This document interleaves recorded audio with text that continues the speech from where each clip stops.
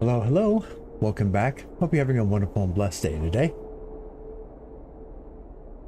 All right, audio checks done. Texting chats, stream chats ready. Okay, so we're gonna finish up another one of the. We're gonna play a little bit more of Amenti.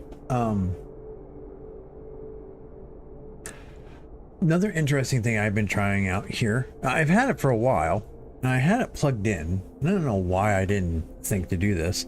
So like, I think I've showed it several times before where I play with an MMO mouse, right? I play with the 12 buttons on the side. This one here is from Red Dragon. And then I've got,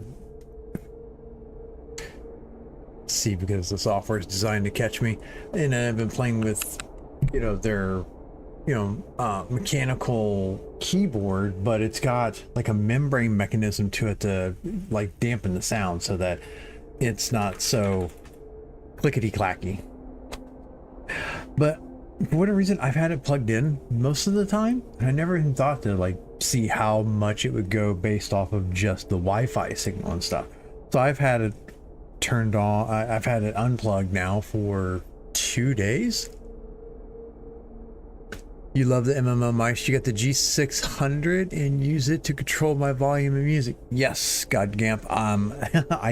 I don't do the music in that too much, but I do use it a lot when gaming. The odd part about it is I typically only use the first 3 buttons, and that's usually for either weapon swaps, specifically, or I'll do like crouch, run, and a couple of the other buttons here so that they're right here on my thumb. So, and how are you doing today, Godgamp?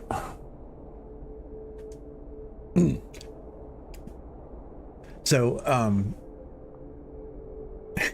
yeah, the G600 is kind of nice. The only thing that I didn't like about the G600, because I have one, is that third mouse button. If I'm not mistaken, there's a third. So like you've got your left mouse click, right mouse click. There was a third mouse button. I disabled that. I disabled that button, but yeah, I noticed that I clicked that one a lot and had some struggles with it. Once I disabled it, it wasn't too bad. I like the fact that it is the G switch button. Yeah, not that it was bad, but I found that it felt weird. I prefer palm mice. As you can tell, like this here mouse actually fits in the palm of my hand. I prefer things like the G600, the Corsair Scimitar. It fits it, they're palm grip mice, because I want to be able to like move, still control the mouse while letting go and moving my fingers around. That's the whole point of an MMO mouse, because you're going to pick your fingers up and move them around. You don't want to be gripping it all the time. So that's why I like it. But yeah, that third mouse button just really threw me off a lot, and I had to do it. The only thing I can think of is, from me, for most of the MMO mice, if you're just going standard buttons, any of them will work. The one thing that I think Razer's MMO mice, like the Razer Naga Trinity, the thing that mouse has over all other types of MMO mice is the software that Razer has. Razer has the best software for their mice, in the sense that you can fine tune everything. Like your scroll up and scroll down, you can add in individual delays to the scroll wheels themselves. The scroll wheel can activate other things, and that's what I really liked about the Razer mice. But they're the only company that gives you that really, really fine-grained control over every single button, where most of them, they don't give you the scroll wheel and stuff. You don't use you don't use it, but it's good for me, like a pinky resting on it. Yes, that's the other thing. So yeah, that G switch button, even though it's a button mouse, the fact that it keeps your ring finger, so to speak, up off the mat or off the tabletop, that's another good thing. That's part of the reason why I like this one here. There's a spot for my ring finger and a spot for my pinky. That way, and there's a flap right here for where my thumb sits. That way my whole hand is up off the mouse pad. Yeah. Yeah, your ring finger. And the other thing that I noticed that does is because my entire hand sits up and on the it's on the palm grip, what I find is I do not get that same wrist fatigue that a lot of other people do for smaller mice where their hand gets like this, right? My hand sits more natural, right in line with it. It doesn't give me that carpal tunnel, wrist pain and stuff like that there because it fits inside my hand naturally. So, but I'm glad to sit here and hopefully entertain you while you're getting your homework and stuff like that done. So go ahead and put on the headset here. Pudge, go to gaming. No, it's Pudge, switch to gaming. It'd be great if I could remember my own voice commands that I built for my stream. Pudge, go to gaming. The StreamerBot software is a little picky. You have to give it a specific pause. There's just the beginning word and then the activation, like almost like activating it, and then there's the command. You have to like pause just slightly in between each one of those. So we go ahead and get this video started. Yeah, so it's yeah, yeah, you didn't know I had voice commands. I don't have very many of them because I've got this here where I use StreamerBot and I set up my, okay, wait a minute, go back here. So I'm not doing the recording yet. Yeah, so I've got StreamerBot set up where I have a Stream Deck here. It's a virtual Stream Deck, but I also figured there's a couple times where I would like to be able to do certain voice commands. It's not a whole lot of them, but I use I did finally get myself a nice cheap tablet to do, it's a cheap Android tablet to be able to do my streamer deck, because I had it on an old 7-inch Kindle Fire that my wife's old one, and the battery's going wonky in that one. So this one right here, I've got it where I could keep it plugged in. It gets to 100%, it disables the charge, but then it's also got the battery saver feature and stuff like that there, so that I don't have to worry about it draining too fast, but it will stay on my entire stream so that I've got it. But yeah, I built a couple of voice commands in the StreamerBot. Like I said, I think I got 3 of them. It's the, might be easier if you have a shortcut on your mouse for the voice command to start listening. So here's the interesting thing. Because the mouse is connected to my gaming PC and StreamerBot is running on the streaming PC because I use the NDI, I can't do that. So that's why I built the voice command, and that's why I've got the streamer deck. The other thing I could do is I probably could build a button on my stream deck where I turn the voice command to listen on and off to trigger it that way, because there are manual triggers that you could set up for it. I did the pure voice trigger to get it, but yeah, you have to have that pause. Pudge, go to gaming. Well, here, just hit the button. It's fast. And see, I even sometimes forget it because the button's right there. It's so much quicker.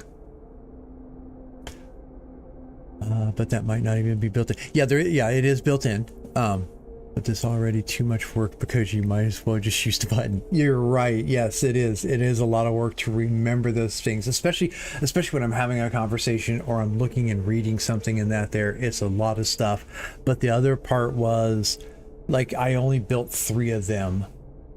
It's the go to my gaming, go to my intermission, and go to my be right back, because if something happens in the house and like somebody hollers for me, I wanted to be able to just, as I'm getting up, say the voice command to go to my be right back screen, because that will mute all my stuff and it will at least take you to a screen where it says I'll be right back.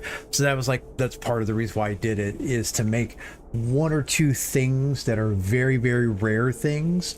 But that was my intent for it, because I have the stream deck right here in front of me, right below where, let me see here. Toggle this for just a second.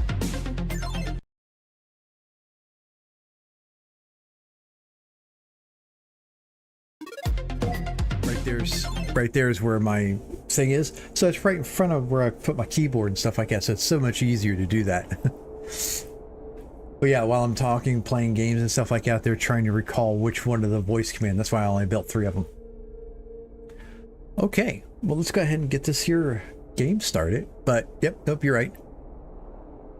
Oh, okay. I did not realize I didn't have audio while I was on my side cams. Thank you for pointing that out. So that means I've got to fix that.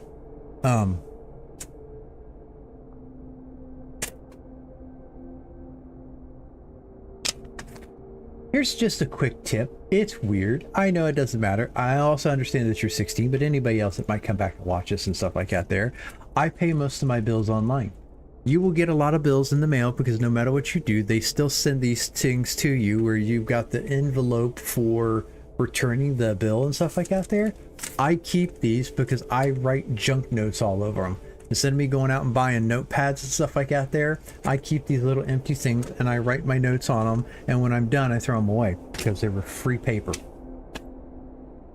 No audio. During what toggle. But thank you for letting me know. Oh, hey, there you go.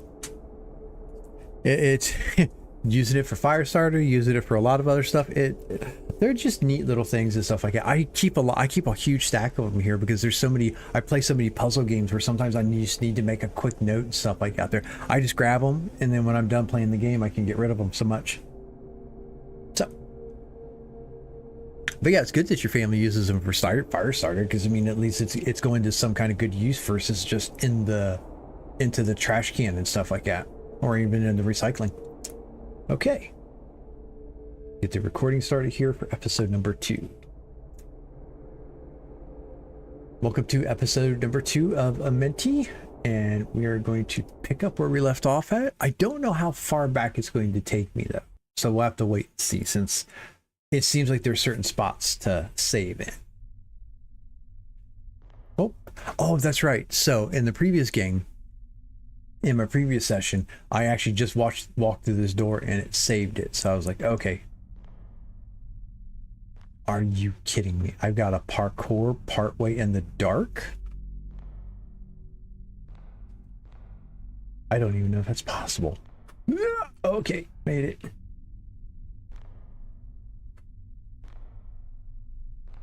You really got to wait to that last second to jump.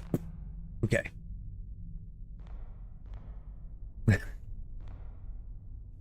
You gotta be joking me. You're making me do this in the dark with a... Oh, jeez. Landing right on the edge.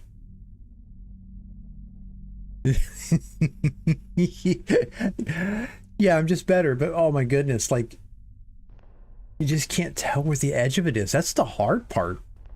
I need to find a way out of here, or here, I can't stay in this in this place forever. I'm trying, man.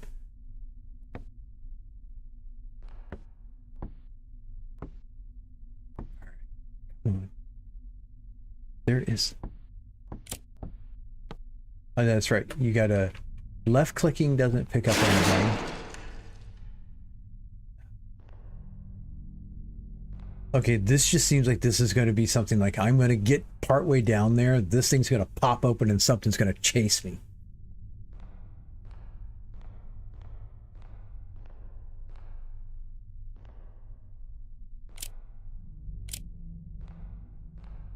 Oh, hey, okay.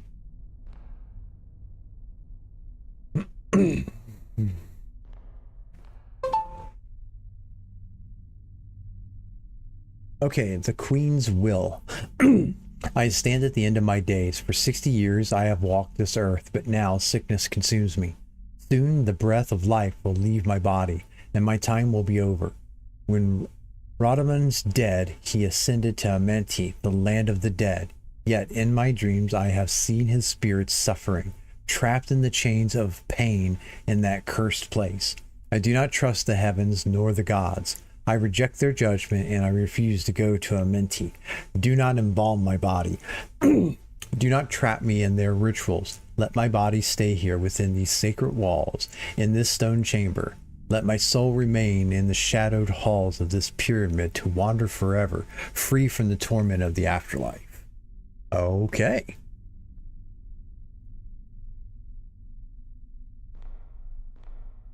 Oh, there we go.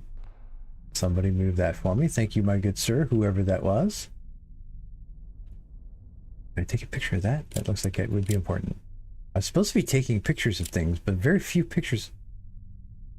Ooh. Kidding me? Steak.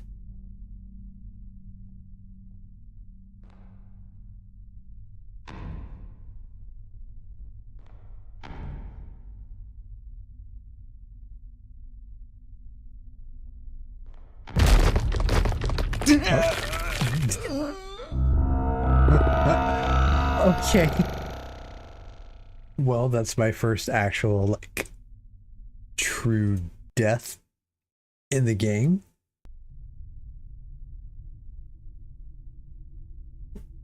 That meant I had to start over.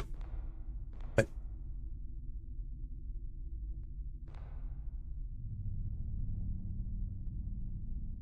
okay, so then what is the trick to this? So 3 that, okay.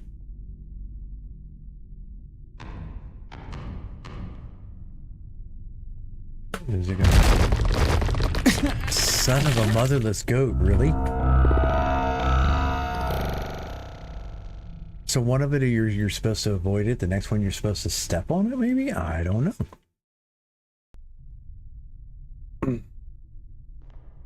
Also wonder if maybe I should just check in here. Yeah, it's like maybe there's a... Hey, look at that. Sphinx. Got a good picture there.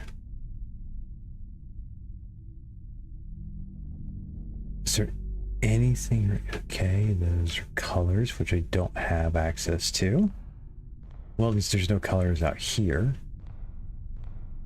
That's too far.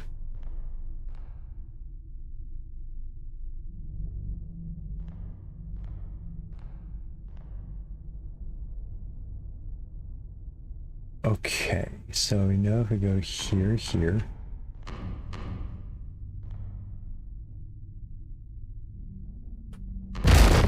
Okay, I'm wondering if it's... So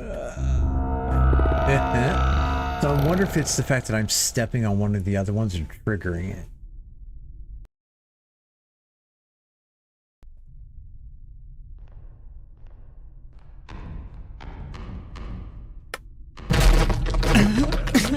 I think it's that. All right. That sound in my ears a little loud, but okay.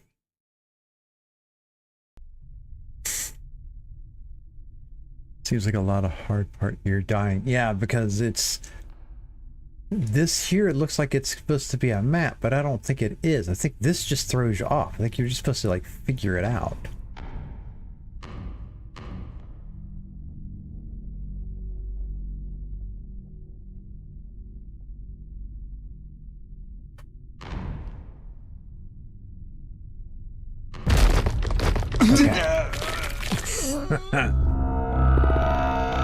Yeah, what you think is a map back there is not a map.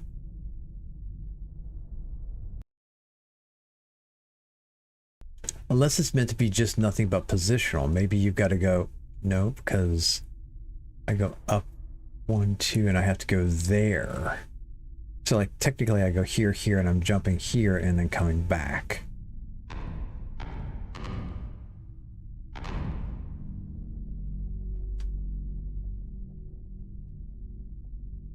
No, I tried that already.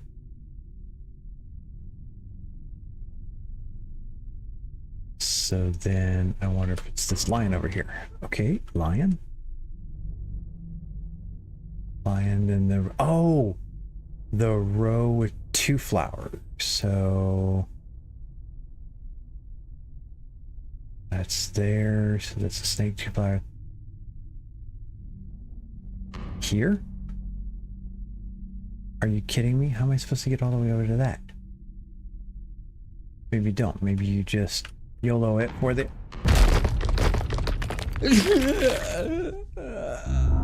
Really?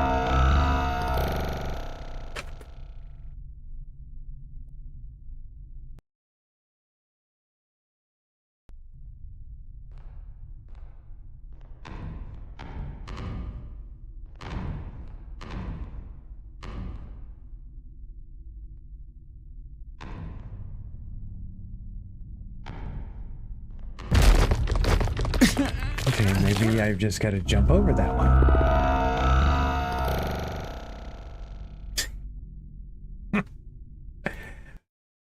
Talk about when they're like trying to make a puzzle. Goodness gracious.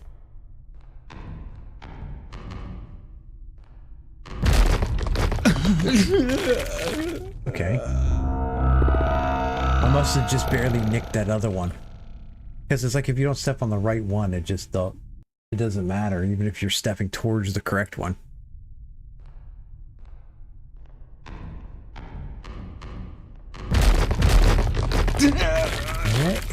Okay, what am I doing wrong now?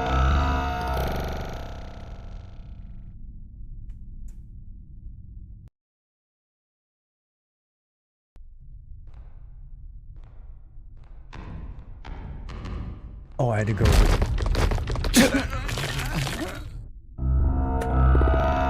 Okay.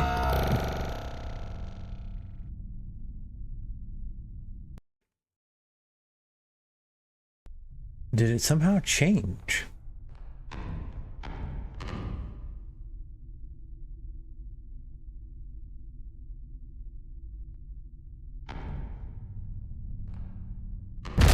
Okay.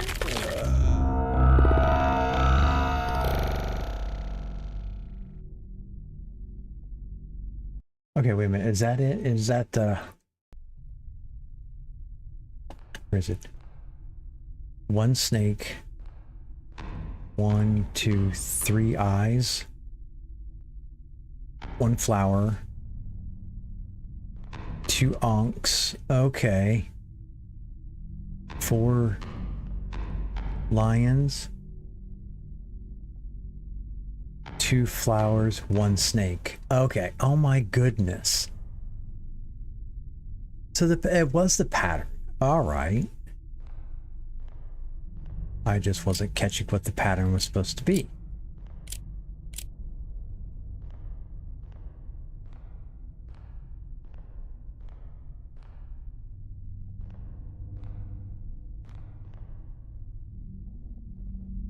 Oh wow, they even put...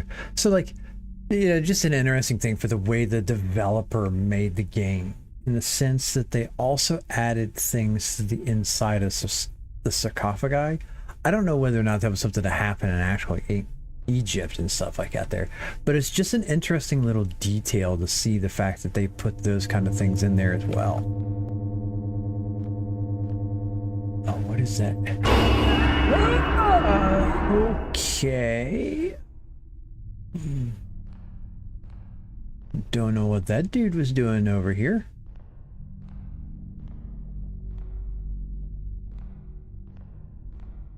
Okay, so we'll go over here and turn this.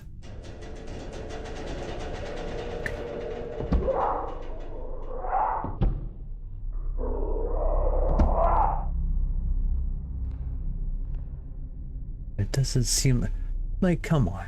This is like stomping around over here, that you want me to go that way now? Are you kidding me?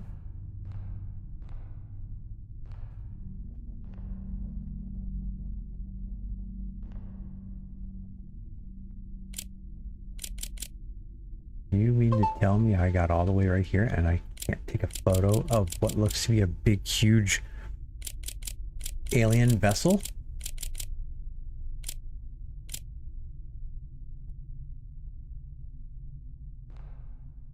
So there's a Sphinx that's really small.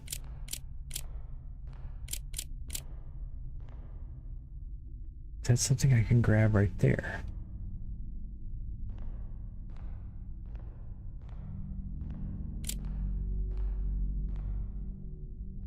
No, I can't grab any. Okay, there's no... Oh, here. Oh, I bet this is that guy. Henry Caldwell's letter. As I write this, I don't know if I'm still in the world of Amenti or if I've somehow returned to my own time. Right now, feral mummies are trying to break into this chamber. My time is up and they will kill me. But strangely, I feel a sense of peace, knowing I finally answered the question that haunted me my entire life. The legend of Amenti is real. The ancient Egyptians truly had a spiritual connection with beings from beyond. spanning dimensions of space and time. Their theories about their afterlife were all true. To whoever reads this, I hope you escape, but if Amenti has trapped you, there may be no way out. Henry Caldwell. All right, Henry. Well, hopefully I can escape and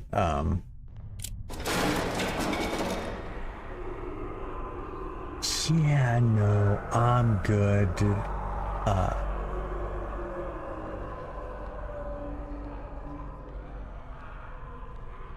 This almost feels like this should have been a puzzle right here to be able to like get back out of this room.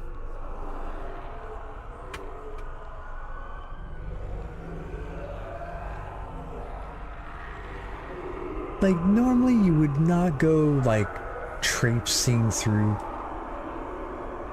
places like this going towards the noise, but I kind of don't have much of a choice right now.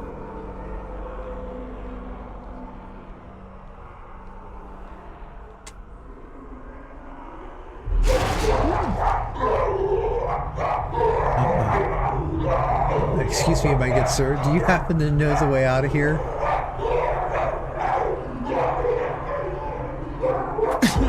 Oh my goodness, okay. Yes, he knows the way out. He knows how to kill you.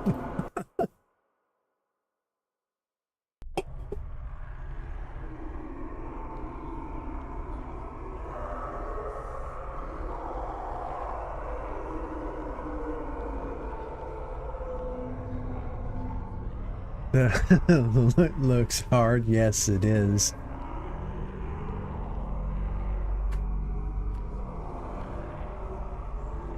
Oh man, okay, so you can't really go back.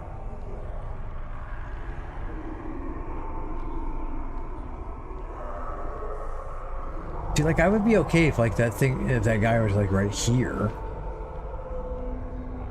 Be right back. Oh sure, man, take your time. I'll be here for at least another 45 minutes.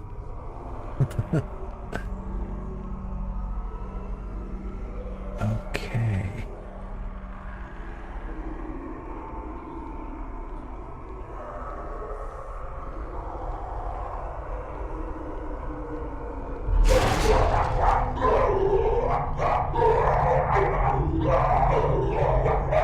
Okay, let's see here. Oh, son of a motherless goat, really?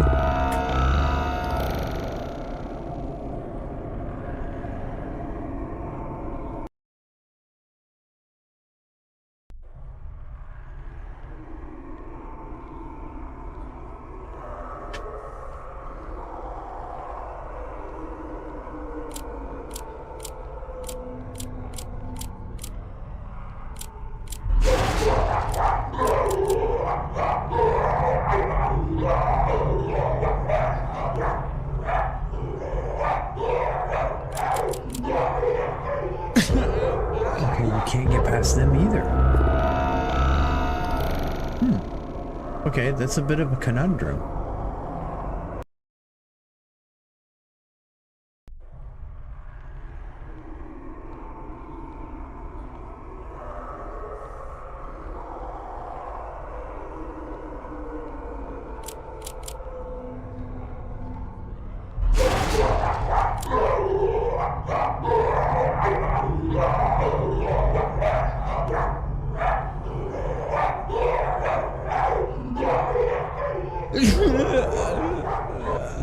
Okay. So is there something? Okay, maybe I need to walk and grab something else. Maybe I forgot to pick up something.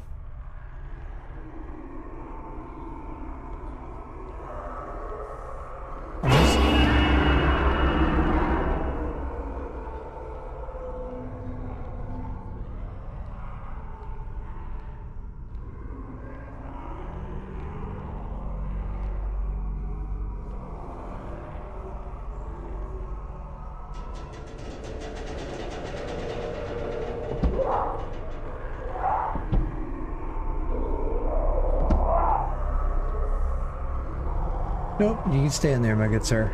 Thank you.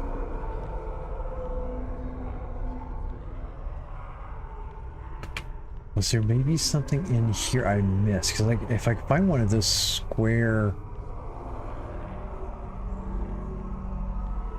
blocks, I could pick it up and break the stuff.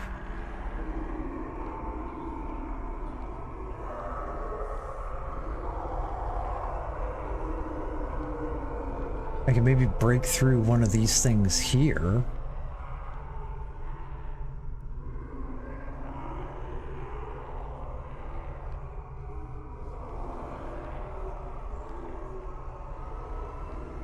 I'm not seeing anything there.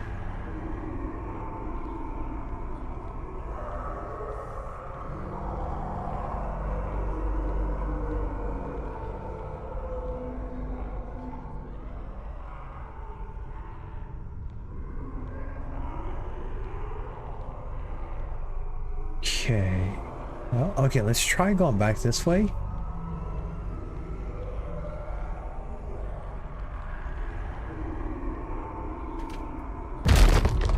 Okay. That you cannot go back.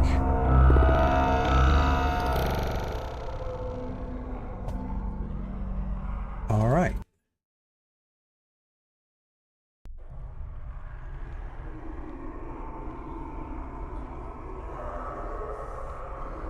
Can't go through there.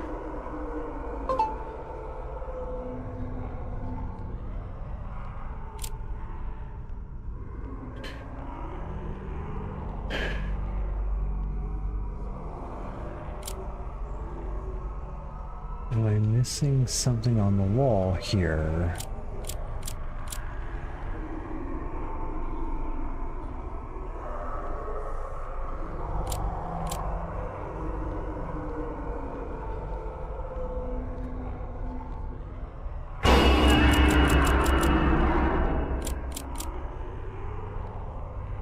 Okay, so let me open this back up again.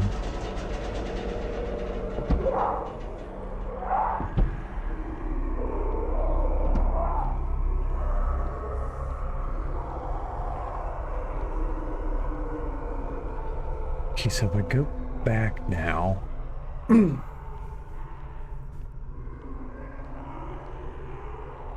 that didn't open up. That's not open. That was already open.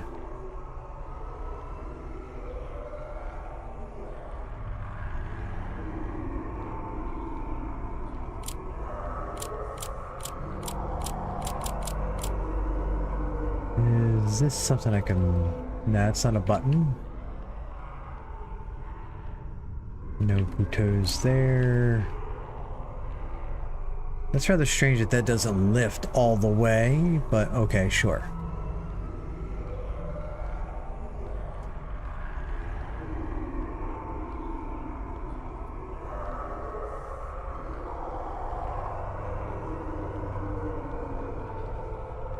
Okay, what if I just go for it? What if I'm running? Try to jump! Oh, nope. Cannot jump over this thing either.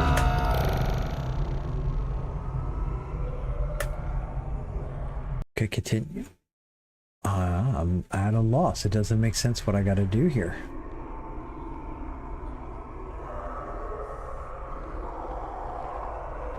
I mean, it would help if like I could... So I can't get back to this.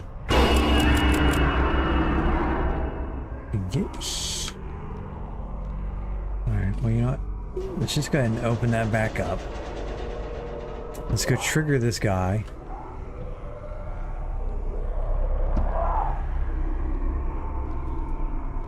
No, you stay. I don't need you guys coming after me and blocking my way.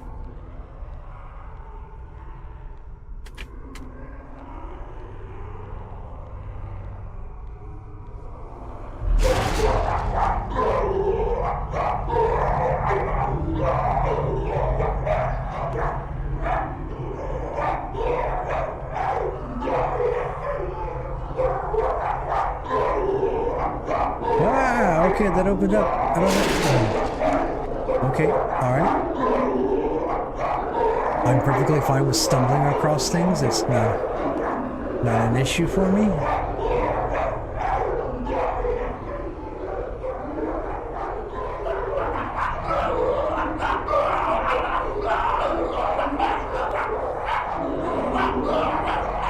Okay, okay, okay. I can make this. I can crawl faster than them. Okay, but I can't run faster than the half-pint guy back there.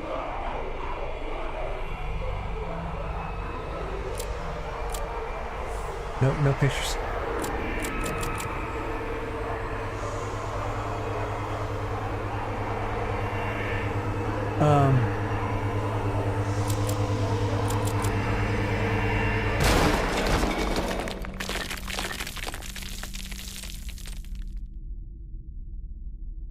Okay. That didn't make any sense whatsoever. Oh my goodness.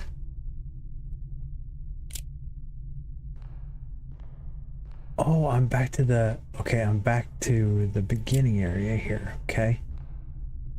So... Alright, there's all the pieces. Okay, do I go... Okay, this was the way out is blocked. I need to find another way. Alright.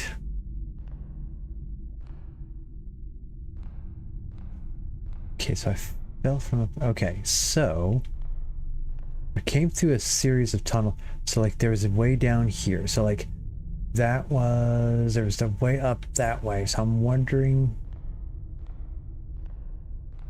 Is there something back this way now?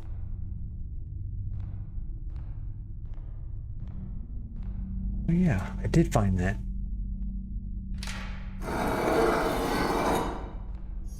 Wow, so this is the way out. Oh, come on, it can't be that easy. I can't believe I'm actually walking out of this place alive.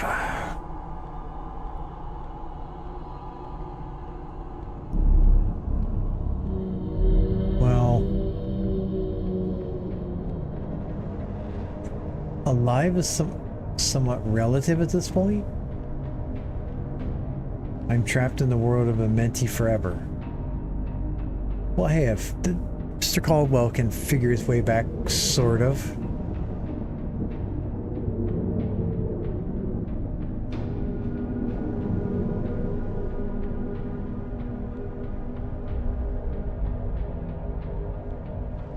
Okay.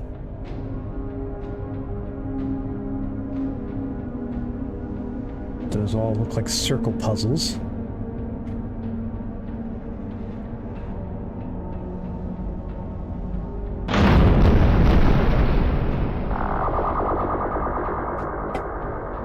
Sure.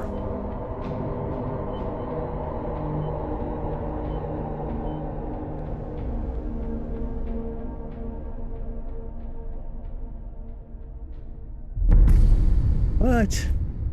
Amenti.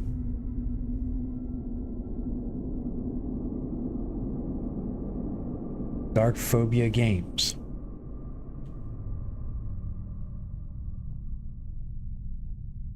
According to recent reports, American photographer Ethan Carter, famous for exploring and capturing images in terrifying locations, has illegally entered the ancient tomb of Rudimon beneath the Great Pyramids of Egypt. Unfortunately, Carter has not returned, and all attempts to locate him have failed. This isn't the first disappearance linked to the tomb. Years earlier, renowned historian Henry Caldwell also entered Rudimon's resting place alone and was never seen again. Some places are cursed, and those who enter may never leave. Well, okay.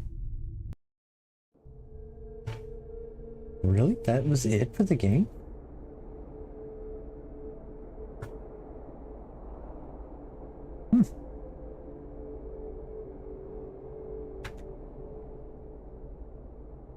Back. Well, see, that's the thing. There's no...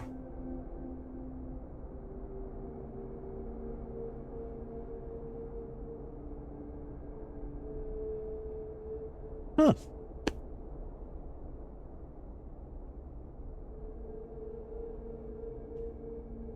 Yeah, I'm going to click continue and see what it takes me back to. Because there was another way to go. Okay. So we'll try this.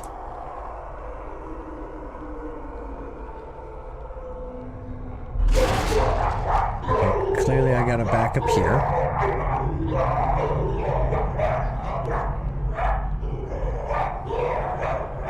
Gotta go this way. Gotta go this way.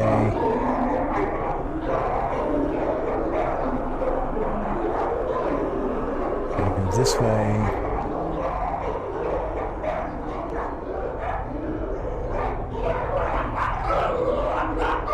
So then, oh, gonna turn left. Okay.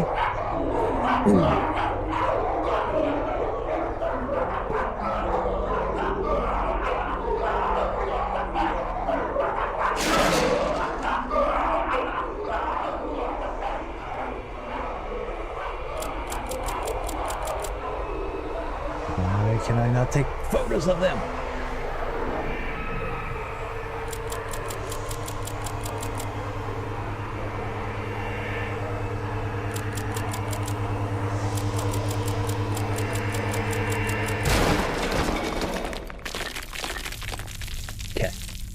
Back to the beginning right here. Gotta get up. Okay, so I know I can't go that way. But what happens if I try to go this way? Oh, it's blocked off too.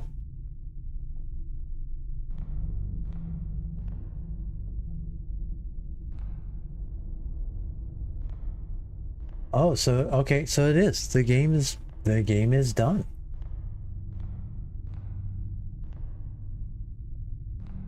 Well, I'm hoping for a slightly longer game, but not bad.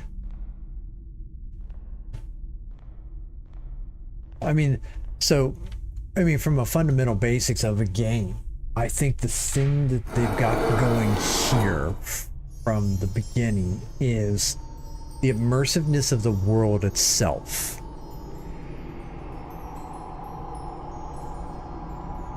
We'll go over here. And while this final sequence is playing through, I'll give my things and I'll wrap up the video and then we'll finish up we'll continue on streaming, but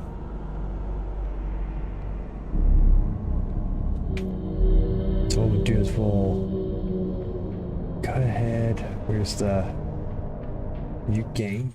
Okay. So from a game perspective, I wish it was a little bit longer. There could have been a little bit more to it. Because, I mean, I've only played for basically an hour and a half of the game and I've been able to beat it. I think what they really do have going for them is the immersive look and feel of the world itself. The flashlight, which feels not unlike the flashlight from like Amnesia Rebirth. No. It's, what was the last Amnesia game?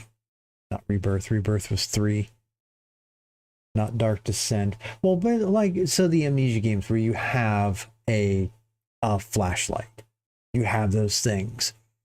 So I think it's sort of like that, where you have a limited amount of visibility. The throwing in the camera and stuff like that there was a kind of unique in the sense of the way that it took the style of camera for the era that it was being done in our set. So I look to see them really step up and be able to come in and create more. They've definitely got the immersive world. They've got the, we're going to limit your view kind of thing. We're going to make it harder. You're not going to be able to see everything. Hey, man. I'm glad you're back. I finished the game while you were gone. So yeah, I like the fact that they've got the limited view of the world and stuff. So I think they've got a lot of good basis. Yeah, it was quick. I'm actually, so like I'm wrapping this up, so give me just a second. So yeah, I like the limited world view that you have, the flashlight, how it does it. I like the immersiveness. Now I want to see them build more. I want to see them maybe put in some puzzle aspects to their games, because I think they have a lot of pieces there where maybe they could have done more puzzles to solve it, to get through to the next part. But I think what they've got right now from a development and from a core fundamental game is really, really good. So we'll have to see what this development team and game studio could come out with. But we're going to head and finish up the wrap up the video here real quick, and then we'll go on to the stream here and maybe pick up something else here real quick. So let me see here. But thanks for joining me today. Put a comment on this video, press the like or dislike button. Please follow me for more content. You can join my Discord server, my links in my Twitch and YouTube channels. Let me know your feedback and suggestions. Okay, so let's switch over here. I'll go ahead and what is it? Where is which one is my just chatting scene? I've got one of those. I know I do. Just chatting is 9.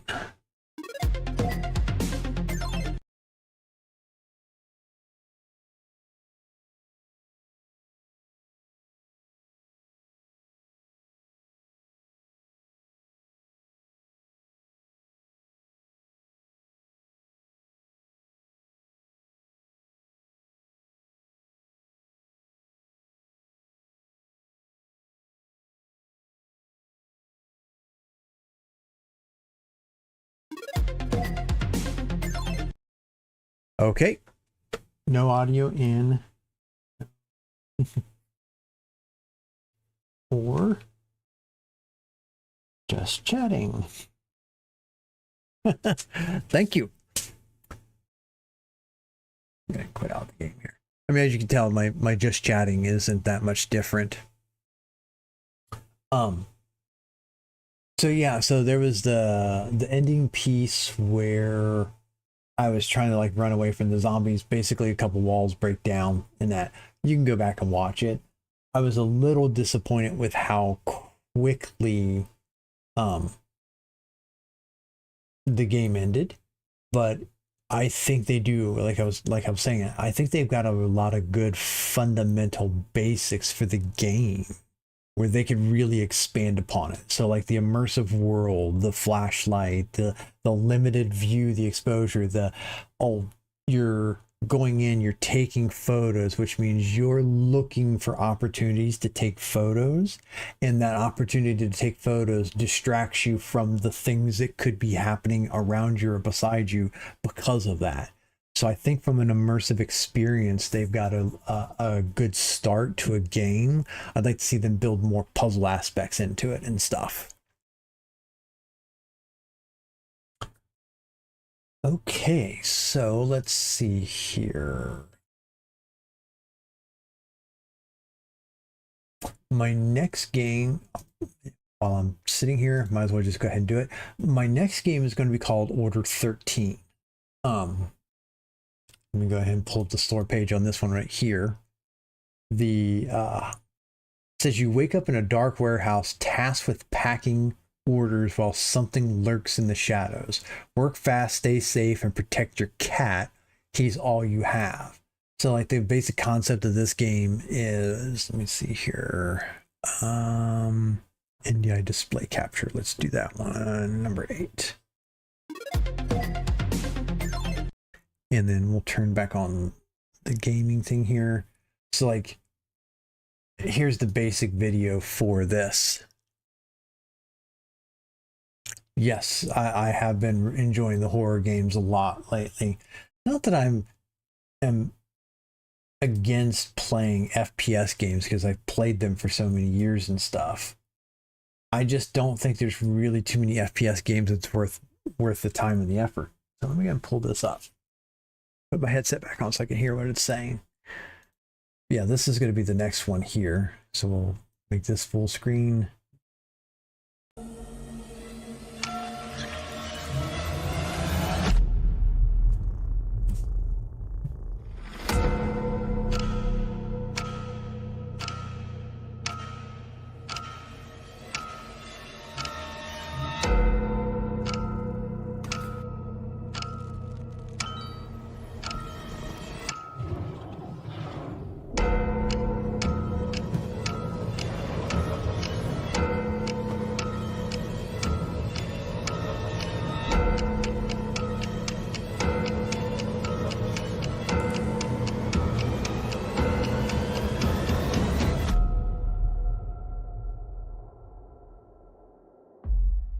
So yeah, that'll be the next game that I'll be picking up, because it's in the process of installing now. But we're getting close to being in the hour for the stream and stuff like that. But that's the next one I'm looking at playing. I've watched, matter of fact, oddly enough, it's right here. So this guy right here, King Wolves, he's the one that Wolves. I've caught him on Instagram, and my wife knows that I like playing horror games and stuff like that there. So she sent me a bunch of stuff from him, and that he's overly reactive to horror games, which some people are. I've enjoyed horror stuff ever since I was a little kid.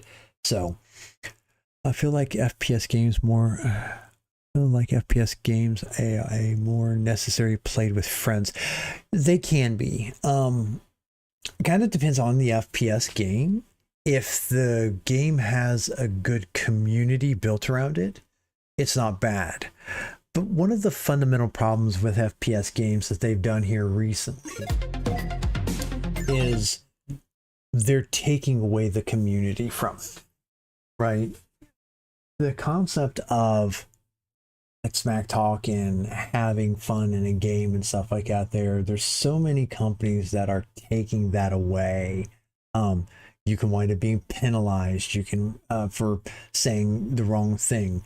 And here's the thing, like, you know, if I'm yelling at my friends and stuff like that there, and somebody else, like if there's 6 players and you know, you're in with 3 other friends and you've got 3 other people, and I start yelling at my friends and stuff like that there, or they start yelling at me, because I've had that happen. You know, I've had friends on there yelling at me, asking me what in the world I was doing or thinking. I don't want my friends or me to be penalized for having that conversation, because that's the way your friends would treat each other. You know, and you should be penalized for the way you would interact with your friends in real life. The only FPS you've enjoyed recently is Bloodstrike and COD. I like Bloodstrike. I had a problem, and then maybe since I've uninstalled it, maybe I'll go back and reinstall it. Like, I had a problem with Bloodstrike where, like, I went back in and I hadn't played it in probably a month. I can't remember. I think there was an update to it. And then like my sensitivity went crazy. Like I could barely shoot and aim because like my sensitivity was all over the place. But that was probably more of me having to fix something and change the settings that got undone. I played COD for a while. I really got tired of COD. I don't think Activision really is looking to make a good game, because it feels like they just make the same game is made year after year after year. And people are paying money for it. They're paying money for the thing that they've already played. So I kind of got bored with that personally. Not to say that other people who are maybe newer to the COD series don't feel that way. But coming from you see, I've got a fair amount of gray hair. I started playing long before, I started playing in the early 80s on an old system called the Coleco. Which was around the same time the Atari 1600 and 2700 came out. So I played on really, really old game systems, and I played some of the first CODs. As a matter of fact, I still have the first Call of Duty discs for my Xbox 360. So yeah, I've got those. I've been playing them a long time, and they were good. But then they kind of fell by the wayside about making sure that you built that community. Because that's the other thing, is the game has to support building a community. And so many games through microtransactions and through engagement optimized matchmaking actually destroy the communities that were being built. So yeah, you start going back and playing more calm games, like Minecraft. That's a good one. So like, I've been playing some more offline. You know, obviously when I do my streaming and stuff like that, that's why I've kind of switched over to playing mostly single player horror games. I find that I have the most fun and be the most interactive in a game setting like this. Where if it was an FPS game, I'm more focused on the FPS game constantly and not necessarily looking at streaming and stuff. And mind you, I don't really have too many people there, so like I usually forget to check to see if anybody's talking to me. Um, but my wife, my son, and I have been playing other games offline. Like we're playing Repoed. The three, my wife, my son. Now my wife did not grow up as a gamer like I did. She only started playing games here in the last year and a half. So it's real fun trying to help explain to her how some of the games go, especially with like Repo and stuff like that. We've been playing other games. She got into doing some single player games like Medieval Dynasty. She played, what is it, Survivor Fountain of Youth, which are single player survival games where they walk through step by step how to do something. So as long as she's playing a game where it really does truly teach her how to play, she does pretty good with them. Her and I actually play Medieval Dynasty together. We've got to the point where in the original game, when you did it, you could not get married to other players, but we both have characters in the games that we're married to. Each one of our characters have had children. They're now teenagers, because the whole point of the game is to like build a city, build a town, build up people, kind of like get people to do farming and automation and stuff like that, going and mining, collecting and all that, build up this dynasty, and then you pass it on to your children, and then you continue the game by playing as your children. Now, I don't know how much further you can go, but that's the concept of the game. So we've been playing that. Her and I also started playing another game called Grounded. It's kind of like the older movie, like Honey, I Shrunk the Kid. So like we're miniature, we're in the backyard, and we've got a lot of stuff to go. That game is a lot of fun. It's a crafting survival style game that she really likes. And we're both playing it together and having a lot of fun. So Bloodstrike right now has an event going on, which is a collab and adds new movement mechanics. Oh, okay, I'll have to go check that out, because I have not, because I uninstalled, I haven't really been seeing much of this stuff for Bloodstrike, so maybe I'll have to go back and look at it. The collab is the Attack on Titans. Oddly enough, as much as I've heard that one, I've seen a lot of the excerpts from that comic series. Comic/anime series. I have not had a chance to go back and watch it. I think there's only, if I'm not mistaken, from what I've heard, there's only a couple seasons on Attack on Titan, but I've heard that it is an excellent anime series. It ends in 3 Oh, okay, so the collab with Attack on Titans ends in 3 days. Okay, well, I might have to look into that.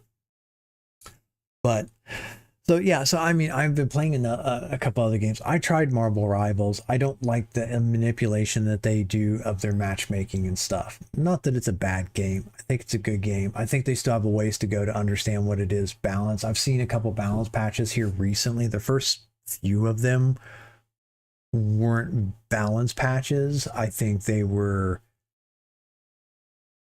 patches to address people's complaints, but they weren't balancing the game. I'm perfectly fine with a company saying we're not going to balance a game for competitive, which I don't disagree with. But if you're not going to balance a game for competitive, or balance the game within a competitive mode, then why have a competitive mode? I mean, if it's going to be a casual game and stuff like that, don't have a competitive mode then. Marvel Rivals really isn't fun for you. I feel like it's like an Overwatch ripoff and doesn't really take skill, so you don't get recorded. I agree. I really do. As much as I don't like what Activision has done with Overwatch in this things that they've done with it, which is part of the reason why I walked away from pretty much all Activision games.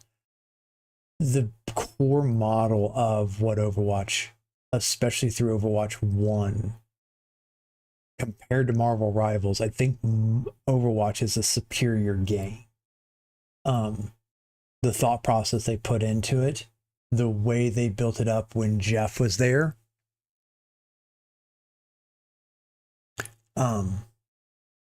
Yeah.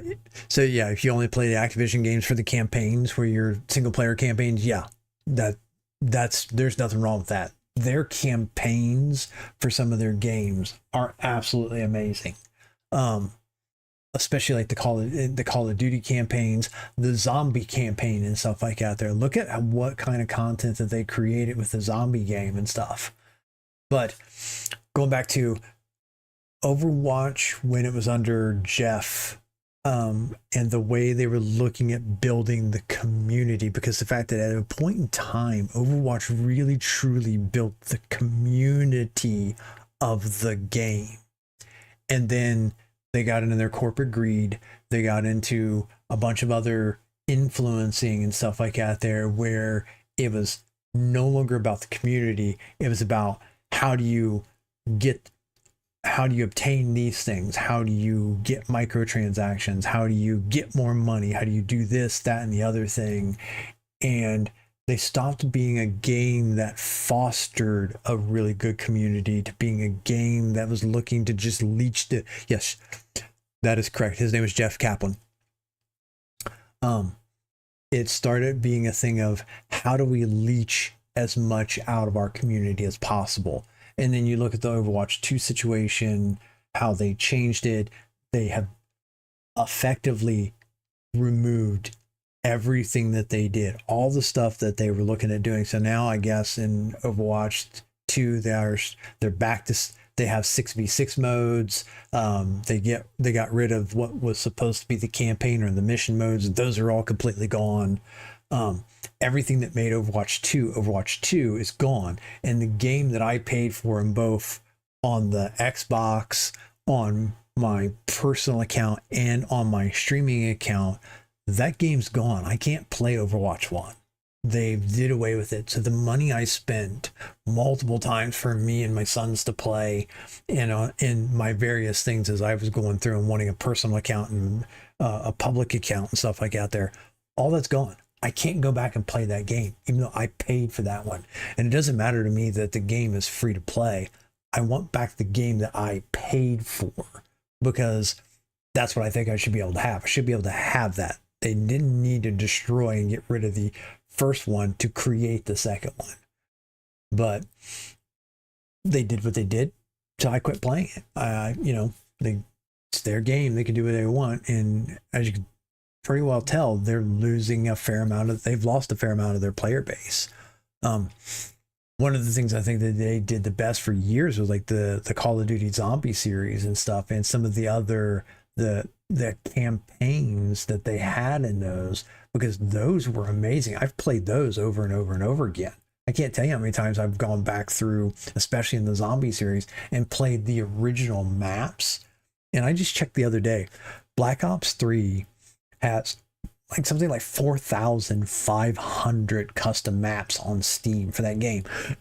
That game is still $60. Like, you still have to pay full price for that game, and it's like 10 years old or something like that. People keep building more and more stuff for it, which is amazing. But yeah, their campaigns typically were really good, but then, all the multiplayer things and stuff like that they're doing, it just really isn't worth it. And like I said, I don't see Marvel Rivals really doing a whole lot. I think you've got low impact, low complexity heroes like Squirrel Girl and Rocket Raccoon, where you've only got one or two options. Then you got characters like Spider-Man and Moon Knight, where you've got to use half your keyboard to play the character, but there's really not a good blend. And like there's some parts in Marvel Rivals where they created a complexity to the game that gamers don't need. It's not about gamers' ability to do it, because you can make the game as complex as you want. But what I've seen, where there's been so many games that have went down that path of, you make it to the point where the game's really complex to play, and then people eventually get burned out and don't want to play it anymore. So I think that's where they've got to fix up their stuff. I'll probably take a look at their patches and stuff like that. I'll tell you one game that I honestly think, and this is totally in my opinion, nobody has to agree with it or anything like that, I think the best FPS game right now And I just because I've been playing the horror games because I have such a backlog of them because I've bought so many of them. The best FPS game to play right now is Fragpunk. If you can get the have a PC decent enough to be able to play it, Fragpunk is unique in the sense that the game doesn't really have a meta. It doesn't have overpowered weapons. We'll set aside the fact that I do not believe that sniper mechanics are anything that should be in a FPS game unless you are playing a sniper mode, right? I believe that you can use snipers in games and stuff like that there, but at no point in time do I think you should ever have a one-shot mechanic in a general FPS where it's PvP. Because of the amount of ability to cheat and stuff. But I do think you could have game modes, like big head game modes or sniper or tactical game modes, where if you get the headshot, you win. Unless you do something like what Rainbow Six Siege did, which is where every weapon can one shot in the head with one bullet, right? Unless you're playing as Tachanka, where you've got a metal helmet on. But Fragpunk is unique in the sense that the cards change the way you play the round. They give you strengths, they give you weaknesses and stuff like that there. And it means you cannot get into a meta where this one overpowered tactic works every single time. There's one of them where like there's a shard card in there that literally makes the enemy's heads twice as big so that it's easier to get headshots. There's another shard card where the enemy, yeah, Fragpunk is a fun game. There's another shard card where it literally makes the enemies, the enemy could use it where it makes their head like little teeny tiny. They look like shrunken heads and you can't hit, even if you're really good at aiming, it's hard to get a headshot. There's some shard cards that can make a character invisible for one round, but then you don't get it the next round. And that's the great thing about it, because every round can wind up being different. You have to approach playing the game differently. You can't just go with, here's the most overpowered weapon build. Here's this. You don't even get to do a weapon build. You get a weapon. The weapon works the way that it works, right? You can't even do a customize or get attachments and stuff. Yeah, you're trying to get a job so you can save for a better PC so you can actually play the games that you want. That's good. You'll enjoy the PC that much more by doing that. And also, there are plenty of videos out there that you can go out and research and see if there's a thing where you can either do one thing where you can go buy your own PC and it be pre-built, or you can assemble it. They're not that difficult to assemble, but that all depends on your comfort level with it, because you can do things incorrectly, but also know that even if you buy a PC from a PC building place, like all assembled, there may be some things that may still be incorrect. Like I had to fix some of the settings on my pre-built PC. Trying to get a job. I built PC before. Okay, good. It's just the wiring part that's annoying. Yes. Yeah, the wiring is. The one thing that you could definitely do now, and with a lot of the newer PC cases, they actually have a good, decent gap in the back for the back panel, where now you run a lot of the wiring behind there.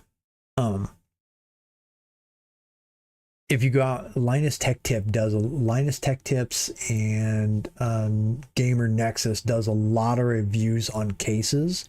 You'll probably want to look for one where like the case will pull air in near where the graphics card is, and then like push air out the bottom or the top. So like it's got to pass through. But they've got some really good sections for being able to run most of the cabling in the back. But PC Part Picker is another really good one, where if you've got an idea of what specs you want, you could put it in there and it can track how much the parts cost. And then you can then set your goal. And as you maybe get some money, you can start to look at being adjust those pieces, but being able to at least create your build about what you want so that you can keep track and have that running list of saying, this is what my goal is. Here's how much I need for this. Here's how much I need for that. I feel like I should buy a used PC on Facebook Marketplace for now and save up for a really good PC later. later down the line. You can do that. I mean, there's nothing wrong with that. And I would be able to use the old PC for a server or something. Yeah, that's true. That would be a good one. Just so you know, like the PC that I have that I do my streaming PC on, I got it from Newegg. I think it was like $1,000. So I don't know how much you're looking to put into initially, but getting an old gamer PC, especially if you've got, only because I know it a little bit better. Not that I'm necessarily like recommending that it be an NVIDIA card. One of the things that you can do is if you can get one with an NVIDIA card, there is additional things you could do. You could do this with NVIDIA, you could do it with an AMD card, or you could do it with an Intel card. But NVIDIA has some additional options and stuff like out there that you can really do some tuning with it to get the most out of it. But you can also, if you get an older PC with one of those, you can do a DDU, which is DDU is a process to being able to fully gut the original drivers out of the system, and then you can go get a program called NV Clean Installer, which is the NVIDIA Clean Installer, where what it will do is you can choose the options, and I can send you links. There's a guy named Pangino, P-A-N-J. Let me see. Let me pull it up here real quick. Come on. Home. Descriptions. Tell you. No. Come on. Come over here. I can see it. His name is Pangino. It's P-A-N-J-N-O. And I could put a link in fact, now that I'm thinking of it, I can just pull it up right here. I can come over here and paste it. There you go, Pangino. Oh yeah, my phone just told me I posted something in chat, so I posted it in chat. Yeah, there you go. Maybe okay. So AMD cards don't offer me things such as DLSS or frame generation. I mean, they do have the technology, but it's not as good as NVIDIA. That's part of what I was getting to, is the fact that NVIDIA does have the DLSS. It is a little bit better than FSR from the basics, but Pangino has ways to be able to debloat your computer, optimize it. He's got a guide for being able to go through what is it, to debloat the driver, because there's a whole bunch of additional things that come with NVIDIA's software and additional pieces.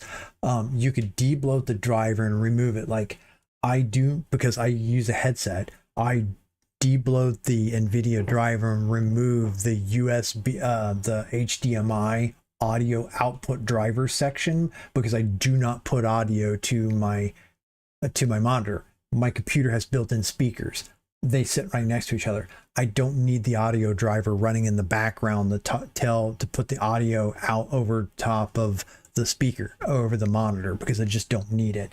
There's a couple other things that I turn off on there that you can literally remove, and it saves you CPU and space, because it will remove the pieces. They won't be running in the background. Another good one is if you get another PC about doing a reload, what is it? Chris Titus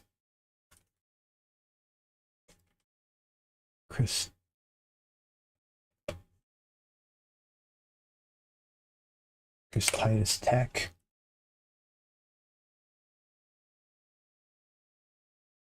I'll paste this one out here. This is a Win utility. This one, if you get an old PC, you can either reload Windows itself, like do a factory reset on Windows if you buy a previous one.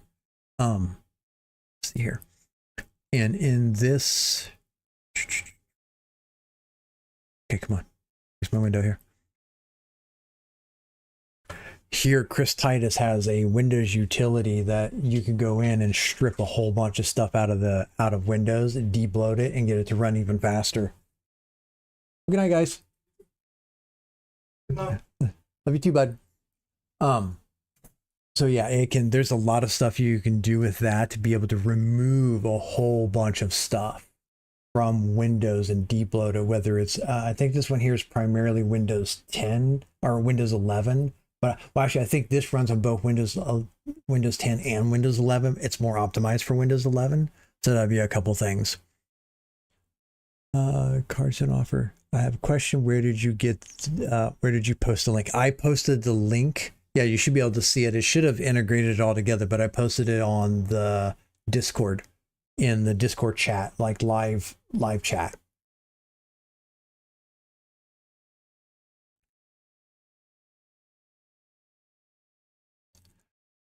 Yep, live streaming chat's where I posted it.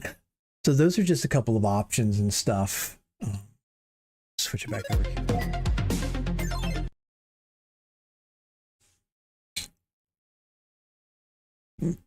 Okay. Oh yeah, I can see the audio here, but yeah, this is Chris Titus's utility here. It's pretty easy to be able to run. You can literally just launch the command. He's got some, if you go out to Chris Titus on YouTube, you can find his stuff. And then this is where Pangino, he's got a whole bunch of stuff. He does tell you how to deal with AMD Ryzen if you wind up getting a PC there on Facebook Marketplace where it has an AMD card.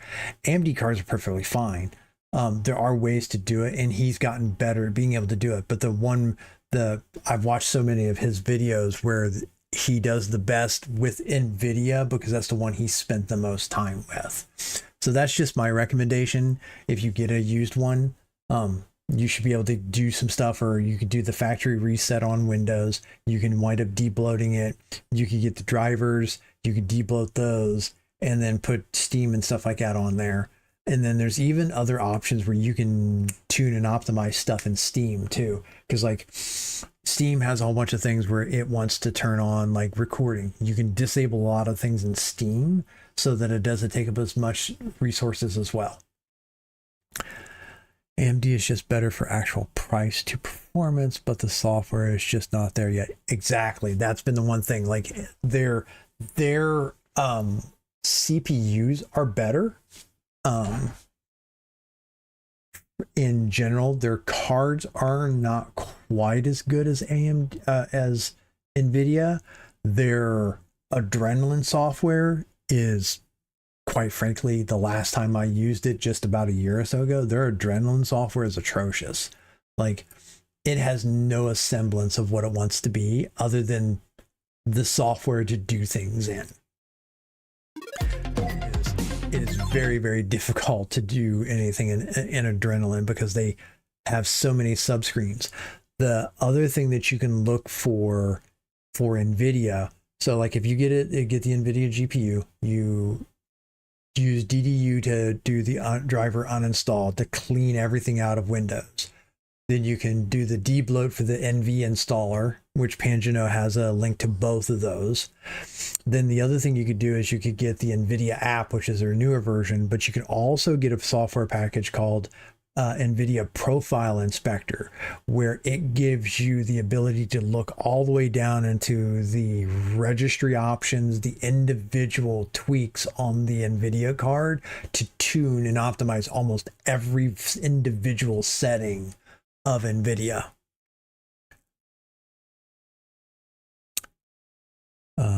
You were looking at a 2080 Ti or a 3080, but preferably the 3080 Ti. Yes, if you can catch one of those, the 2080 is really good. I ran, my wife on my old laptop has the 2080 Ti. Now this is on a laptop.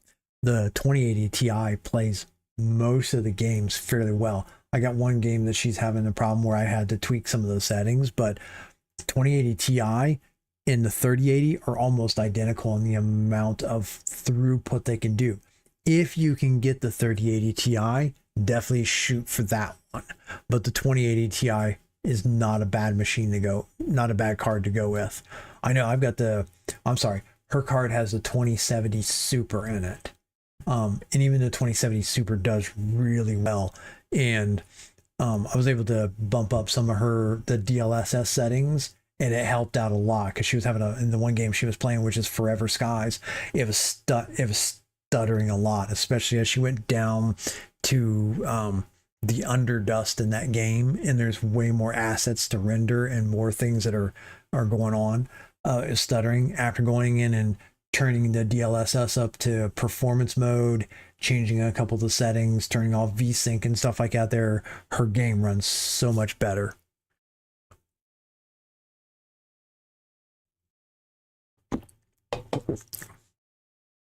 All right, but yeah, that's where I would go. Again, if you're looking to do anything for building your own PC, I would get a list out there on PC Part Picker just so you can keep track of it. You know, you could probably get away with building a decent gaming PC yourself for somewhere between $600 and $1,000. You could probably get pre-built PCs for about $1,000. That's how much my streaming PC cost me on Newegg. See what you can find on Facebook Marketplace. There's a lot of different options, but it's completely up to you and what money you have.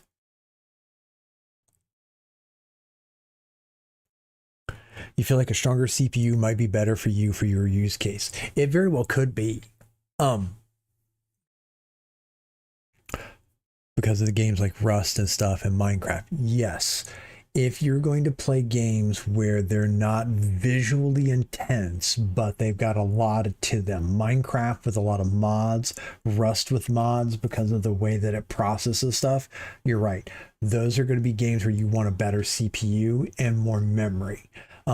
If you're going to play, if you're never, like, I don't ever play most of the FPS games at the ultra quality unless I'm playing the campaign mode.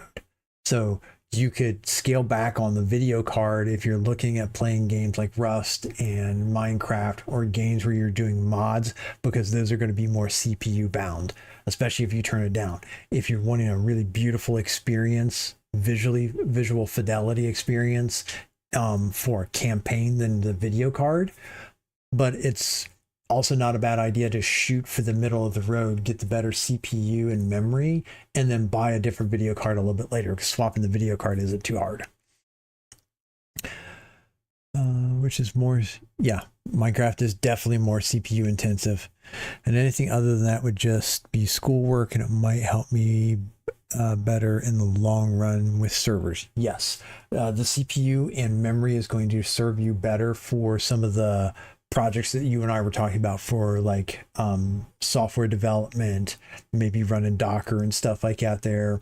Those things will do you a lot better in the long run for the CPU and the memory, because you can run and do development stuff in the server things without even a graphics card. You can just log into what they call a headless environment, where you don't even need it. Doesn't hurt to have it. But if you're looking at running servers, you can run those things in the background, and it doesn't even need to have a monitor or a video card even connected to it. You can use the integrated graphics of a machine to run that kind of stuff. So you only really need a graphics card when you're playing games that require graphics cards. It doesn't hurt for Minecraft if you start using a lot of the shader packs and stuff like that there, but for any of the mod packs where those are all CPU intensive. So I think you've got a good idea of where you're heading for those, and you understand the delineation between the two. Yeah, I haven't looked at Facebook Marketplace in a while for any of that kind of stuff. All right, well, let's see. We're at about an hour and a half now. Any other? So I think I'm gonna hang it up for tonight. Any other questions for me that you've got before I turn it off for tonight? That's pretty much it. Yep. Okay. Cool. So, yep. I look forward to coming back on next Tuesday, because today is Thursday. I haven't lost my days. Because I got another thing where I've got to, like, my streaming PC is Windows 10 still, so I've got to start getting some stuff where I get my streaming software backed up, get those things, and look to do an upgrade. So that'll be interesting to see how I get through all that. But yep, man. All right. Good luck on your homework and stuff like that there. You try to have a good night. Again, thank you for stopping by. I really do enjoy the conversation and being able to have somebody to talk to. I do appreciate it. But you keep up with your schoolwork, always put that first. And, the way you're approaching getting your PC and stuff, I think you've got a good idea instead. just giving you a couple other options to be able to track things so that you know which way you can go. But good job, and I hope you have a good evening. All right, and we'll hit the end stream button and give myself a 1 minute wrap up here. All right. Well, Amenti was a good game, although a little too short. But again, I think that the game developer has a very strong foundation for being able to build some really good advanced games here in the very near future, even if it is the same game, but maybe like with a DLC where now the pyramids are puzzles or something like that. So it's going to be interesting to see what they're able to do with that. I'm looking forward to the next game, Order 13 or Order 31, and seeing what I can get in here. Yeah, Order 13, about what I'm going to get into in that game and what kind of stuff I can find. But